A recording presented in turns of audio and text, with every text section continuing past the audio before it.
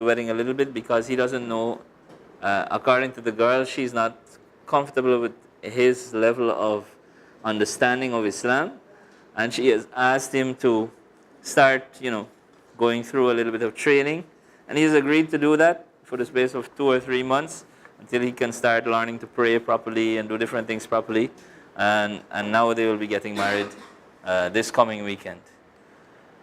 For me, that's a very important step to take. Well, I'm not saying you have to do the same thing. I'm just. And I couldn't. Yeah. I wouldn't have the patience for that. Back home, the brothers always talk about BCN. And we'll identify a brother who may have good qualities, and if he's looking for a spouse, he may identify somebody who also has good qualities. But if that person is not a Muslim, we'll always just nudge and say BCN, and what is BCN? Dawah convert, nikah. So we say, approach the lady, give her dawah, wait until she converts, and then go into nikah. Now, some brothers find that quite exciting because they can look outside of Islam, outside of the community, and it's a small community, and identify someone they like. But for me personally, if the qualities are there, she's not practicing, or she's not a Muslim, I don't have the patience for these. Okay, that's your personal. That's your personal position, and that's quite okay. I want the other question I'm asking now. The other question I'm asking, not for ourselves personally, but for people out there who need assistance. How do you deal with this situation? Because it happens. You said DCN, right? It does happen. It will continue happening. How do we try to, improve that situation? Is this something that we can perhaps try to introduce? That people go through a sort of a training course or program or something before they get married. Remember, at the end of the day, if you're the imam in the community, they will come to you. Brother, we need you to get us married. You can call the shots to a certain extent. I know some imams who do that. They actually tell people, before you get married, you have to come to counseling sessions. I have to speak to you for 3 or 4 sessions. And once you understand clearly what you're getting into, then I'll get you married. I reduced that whole experience to an experiment. Honestly, it seems to me as if you'll be taking on a case study. And, no, but at the end of the day, again, even if you don't do it, Abdul Ahad, the problem still remains as it is. It will continue. There's another question I want to ask. There is this phenomenon of people just meeting on Facebook, and through that they arrange their marriage. I met several people who got married like that. How did you meet your spouse? On Facebook. But how do we go through this process of, knowing the person, as we are saying, learning about the qualities of the person and so on, when it happens like this? That's okay. I think here we're elders of the family, parents and others. They play an important role to facilitate that process. In the sense that, the Prophet ﷺ told men, see good mothers for your children. Right? So, and they want, we need to ask the question, this is the person I want to be the mother of my children or the father of my children. This is advice from the Prophet. So, for me, I reverse it. If I want to see good mother for my kid, the girl I'm getting married to, I will have to check if her mother is a good mother. I mean, those are some of the things that you have to look into it, and the elders will able to assist you. Okay, they're a good family, so they are expecting such a good girl, and the mother, and so your mother or some elderly woman from your side, they're able to advise you on these matters because you're young or you're inexperienced. There are certain things you don't see, certain thoughts that they will see. All right, so sometimes the younger people want to make decisions for themselves without consulting with the rightful people. They should consult with before they make that decision. Huh? they want to force their opinion on the. All right, so we only have 20 minutes, more or less than that. I think we need to move on here now. What are some of the, can we touch on some of the problems or the issues related to marriage now? What are some of the problems that we have related to marriage within the community?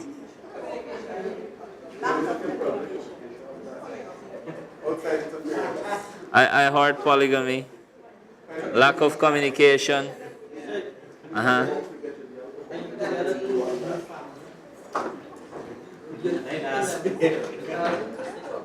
reality, right, in the society that we live in, that is not the case, where majority of the families, right, they're able to maintain that relationship from it that would have started in the initial stage. So bringing together two families, that's what they're saying. All right, sister. I was going to say, I think one of the main problems is that people, they go into marriage thinking that, once you get married, that's it, like the brother here mentioned earlier, right? So like they think that once you go into it, that's it, everything's sorted. Fairy tale. Yeah, fairy tale ending. I think that's the biggest thing because that's like a big misconception because once you get into marriage, yes, you will have that sakina from the other person, but at the same time, you still need to ensure you're not just going to have your problems, you're going to have other problems as well. I think that's a big misconception to like what actually happens after. Mm-hmm. All right. Good. So we mentioned here so far polygamy, communication, bringing families together. Outside interference, inquisitiveness, In-laws, you mean? outside. Which generally, What do you mean by outside? that's what I'm touching on because this is one of the main areas. Yes.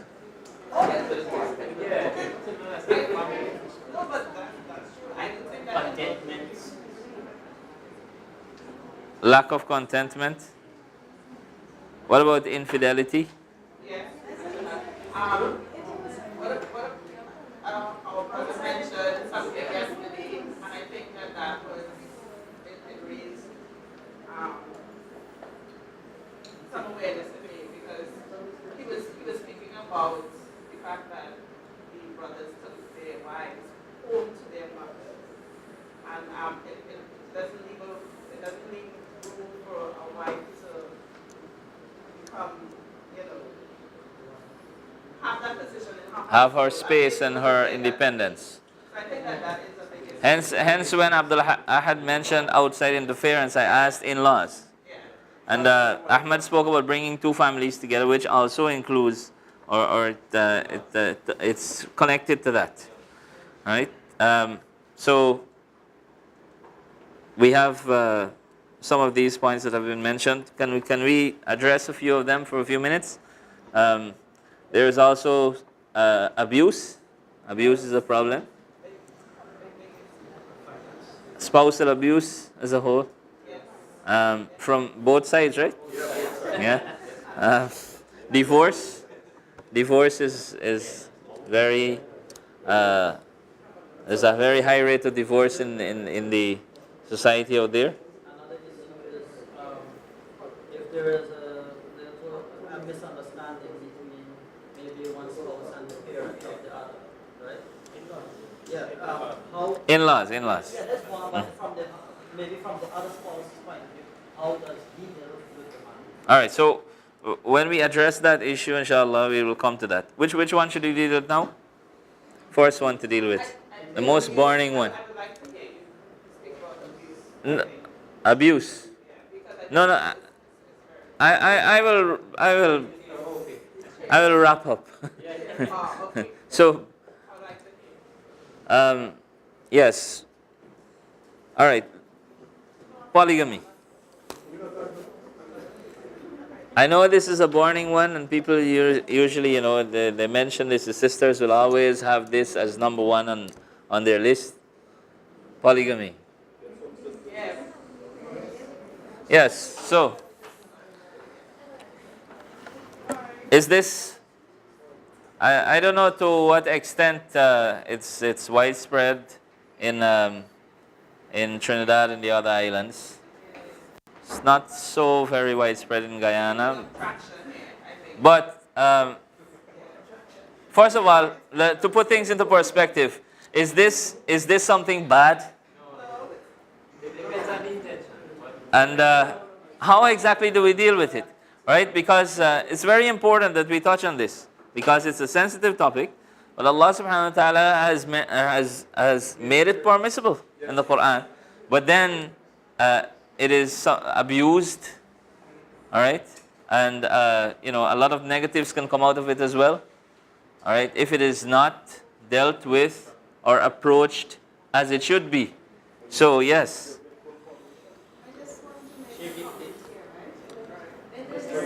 Let's say your sister and I'll come to you. Well, we have polygamy increasing within our country. Uh-huh. Right? And we also have a lot of marriages, a lot of divorces. To me, the problem lies Brothers, with, brothers, can we listen to the sister, please? to me, the problem lies with men. They do not correctly understand how it is they can deal with multiple wives. So, for instance, they have one wife, they have a first wife, and the second wife is treated like a girlfriend or outside woman. And this is where the problem comes in. When you say it's treated like that, do you mean that it is kept secret, that or something? In some cases, it is kept secret. But apart from that, now the husband will ask his first wife, "What shall I do about the second wife?" And the first wife is given like a lot of appearance in the second marriage. Rather than keeping them separate, the men, they can't handle it, and they go run into the wife. But